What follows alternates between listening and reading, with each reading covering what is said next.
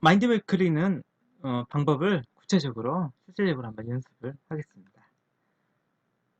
다음 이 글은 교육사에서 나온 서양 교육사에 나오는 내용인데요.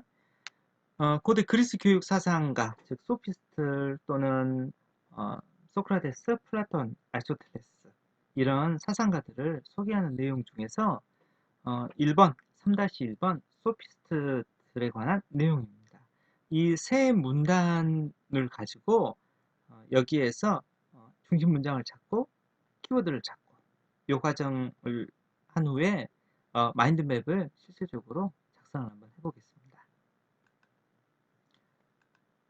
첫 번째 문단입니다. 첫 번째 문단에서 여러분이 이 문단을 읽어보고 중심 문장을 지금 찾아보시기 바랍니다.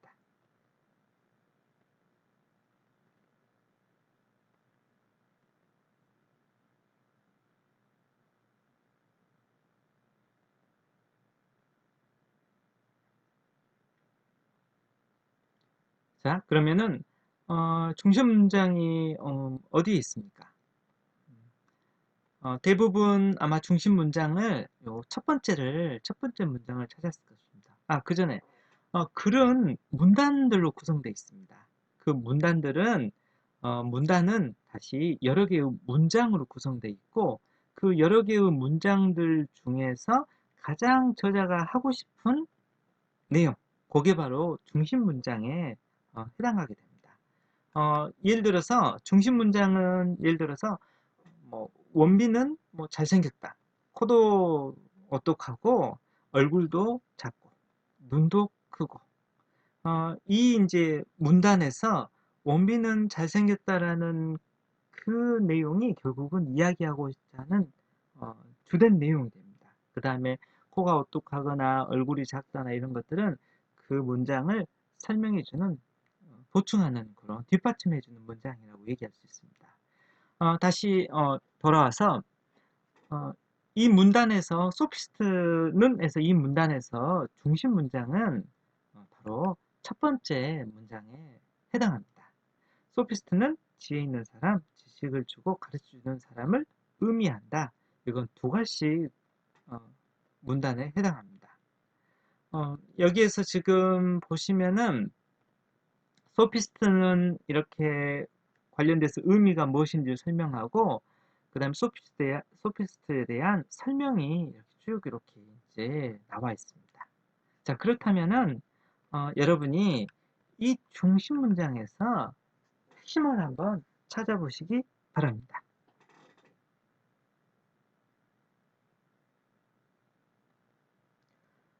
중심 문장에서 핵심어를 찾는 것은 중요합니다. 그래서 중심 문장에서의 핵심어를 이제 위계적으로, 즉 나열하고 순서에 맞게끔 이렇게 하는 것이 마인드맵을 그리는 과정이라고 볼 수 있습니다. 자, 그러면은 중심 문장에서 키워드가 무엇일까요? 소피스트, 중요한 키워드가 되겠죠? 그 다음에 지혜 있는 사람, 지식을 주고 가르쳐주는 사람, 의미, 이 중에서 마인드맵을 그릴 수 있는 키워드는 바로 의미입니다. 왜 의미가 중요한 키워드가 되는지, 그리고 이 의미가 어떻게 마인드맵에서 이렇게 나열되고 그려지는지는 전체적인 것을 한번 뒤에 보면서 다시 한번 설명을 하겠습니다. 즉, 첫 번째 문단에서의 중심 문장은 이거고, 그 다음에 중심 문장의 핵심어는 의미라고 이렇게 마인드맵 그리기에서 찾을 수 있습니다. 물론 소피스트도 중요한 키워드에 해당할 수가 있습니다.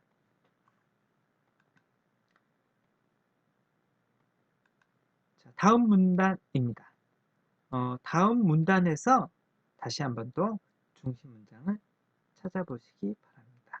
아마 금방 찾으실 수 있을 것입니다.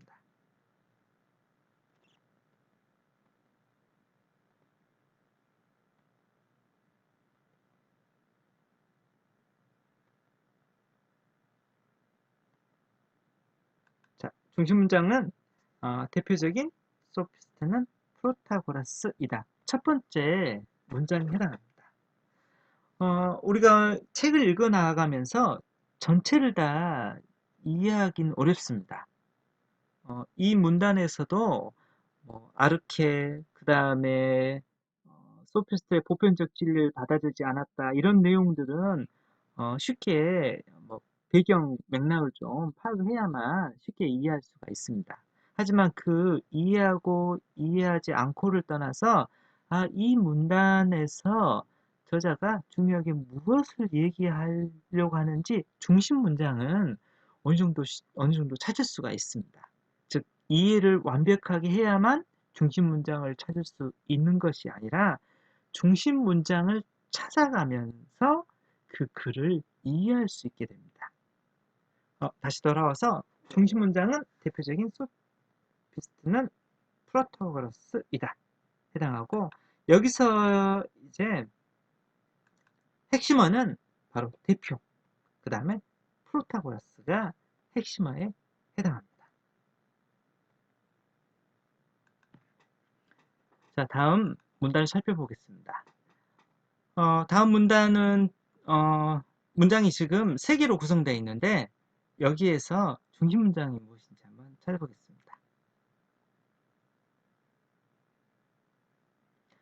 이 문단의 특징은 중심 문장이 두드러지지 않았습니다. 문장 형태로 나와 있지 않습니다. 하지만 중심 문장이라고 얘기할 수 있는 그 부분이 바로 소피스트들의 교육관을 살펴보면 이 부분에 해당합니다. 그리고 이 부분과 관련돼서 조금 더 자세하게 키워드를 핵심을 좀 찾아보면은 소피스트들의 교육관을 살펴보면 여기에서 교육관이 전체적인 이 문단, 이 세 문장으로 된 키워드에 해당합니다. 그리고 첫째를 표현한 요런 첫째를 표현한 부분에서는 교육의 목적이 두 번째 문장에서는 키워드가 됩니다. 그리고 둘째를 말한 부분에서는, 즉 세 번째 문장에서 소피스트의 필수 과목으로 토론, 응변, 수사학을 가르쳤다. 이 문장에서 키워드는 바로 필수 과목이 됩니다. 이렇게 보면 핵심어라는 것은 위치적으로는 중심 문장에 가장 이제 큰 핵심어가 있지만 각 문장에서 또 핵심어가 포함되어 있습니다. 따라서 핵심어는 보통 덩어리로 묶을 수 있는 단어나 용어가 핵심어에 해당한다고 볼 수 있습니다.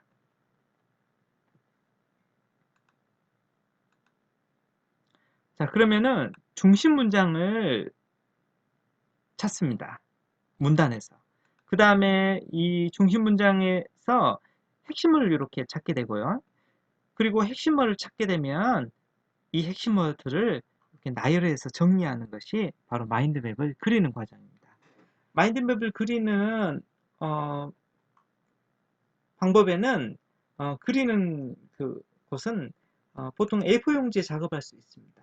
뭐 종이는 A4든 A3든 뭐 상관없습니다. 손으로 작업하는 방법이 있고요. 두 번째는 마인드맵 프로그램을 사용하는 방법입니다. 즉 마인드맵 소프트웨어가 있는데 아주 간단하게 손쉽게 이 마인드맵을 그릴 수 있습니다. 만약에 본인이 글씨 쓰기가 어렵다거나 그런 경우에는 이 마인드맵 프로그램을 사용하는 것이 조금 더 효율적입니다. 예를 들어서 마인드맵 프로그램을 사용해서 앞서 연습한 마인드맵 그리기 방법을 연습한 세 문단을 한번 마인드맵을 그려보겠습니다. 자, 그러면 봐볼까요?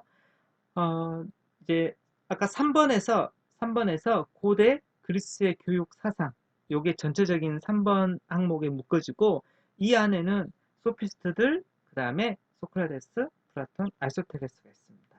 이 각각의 요 내용들은 보통 목차, 차례의 내용들이 포함되어 있고, 그 다음에 3-1번의 소피스트들에는 아까 문단이 3개가 있었습니다. 그 3개의 문단에서 중심 문장을 찾았고, 그 중심 문장에서 키워드를 다시 한번 찾았습니다. 소피스트에서 우리가 첫 번째 문단에서는 의미가 요 마인드맵을 그릴 때 키워드라고 제가 앞서 설명했습니다. 왜냐하면 소피스트의 의미는 지식을 주고 가르쳐주는 사람. 이런 식으로 요 순서를 이렇게 나열하는 것입니다. 두 번째 문단에서 대표가 요 키워드였는데 여러 소피스트 중에서 대표적인 사람이 누구냐? 바로 프로타고라스고 프로타고라스가 했던 얘기 중에서 뭐가 있었다면 인간은 만물의 척도라는 것이 그 다음 문장에 포함되어 있었습니다. 그리고 세 번째 문단에서는 교육관, 소피스트의 교육관을 얘기했었는데 그 교육관에는 교육의 목적, 필수 과목이 첫째, 둘째 이렇게 포함되어 있었는데요.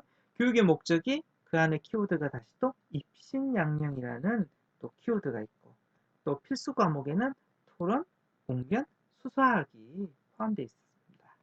이렇게 보면은 앞서 우리가 세 문단을 읽어보고 그 세 문단이 전체적으로 어떻게 구조가 되어 있는지를 마인드맵으로 이렇게 표현을 했습니다. 자, 그리고 이 부분들이 3-1번 소피스트들이 끝났다면은 소크라테스도 마찬가지로 소크라테스 관련된 문단이 여러 개가 있을 것입니다. 그러면 그 문단에서 각각 중심 문장을 잡고 그 중심 문장에서 키워드를 찾아서 그런 것들을 순서적으로 나열해 주게 되면은 전체적으로 3고대 그리스의 교육 사상가에 대한 1번, 2번, 3번, 4번의 내용들이 구조화돼서 써지게 됩니다. 그러면 이렇게 해 나가게 되면은 우리가 배우는 내용을 구조화시켜 나간다는 것. 이 작업을 통해서 정확하게 읽는 연습, 그리고 그 정확하게 읽고 의미 있고 중요한 내용들을 발견하고 그것들을 쉽게 기억하고 이해할 수 있게끔 구조화시키는 작업이 바로 마인드맵을 그리는 것입니다. 따라서 마인드맵은 문단에서 찾은 핵심어를 구조하는 작업입니다. 그리고 처음부터 마인드맵을 세부적으로 그리지 않아도 됩니다. 각 문단에서 중심 문장만 요 키워드를 찾아서 나열해 주면은 괜찮습니다. 이 과정이 익숙해지면은 중심 문장 다음에 뒷받침 문장의 키워드들을 찾아서 나열해 주게 되면은 전체적인 세부적인 내용까지 마인드맵 작업이 됩니다. 이 작업은 시간이 좀 많이 걸립니다. 그렇기 때문에 처음에는 요 중심 문장의 키워드를 찾아서 나열하는 간단하게 작업하는 것이 연습하는 데 있어서 조금 더 수월할 수 있습니다. 그 다음에 마인드맵은 다양한 방식으로 그릴 수 있습니다. 마인드맵이 다양하다는 것은 이제 그리는 사람이 어떤 취향이나 어떤 색을 좋아하든 어떤 방식을 좋아하는 걸 각자 다르기 때문에 자신만의 방법으로 마인드맵을 그릴 수가 있습니다. 그래서 요 다음에는 다양한 마인드맵을 간단한 몇 개 샘플들을 제가 사례를 좀 소개하겠습니다. 자, 앞에서 마인드맵 그리는 방법을 실제로 연습을 해봤습니다. 이번에는 마인드맵의 다양한 실제 사례를 좀 살펴보겠습니다. 마인드맵은 그리는 사람에 따라서 다양한 형태가 나타날 수 있습니다. 사례를 좀 보겠습니다. 7개 정도를 살펴볼 건데요. 간단하게 제가 설명을 하겠습니다. 먼저 수학을 마인드맵 그리는 것인데요. 마인드맵 그리는 방법을 좀 더 자세히 또 설명을 하면은 하나의 가지에는 하나의 키워드를 이제 씁니다. 그리고 이제 키워드는 가지 위에 이렇게 나열하는 방식이 일반적인 방식입니다.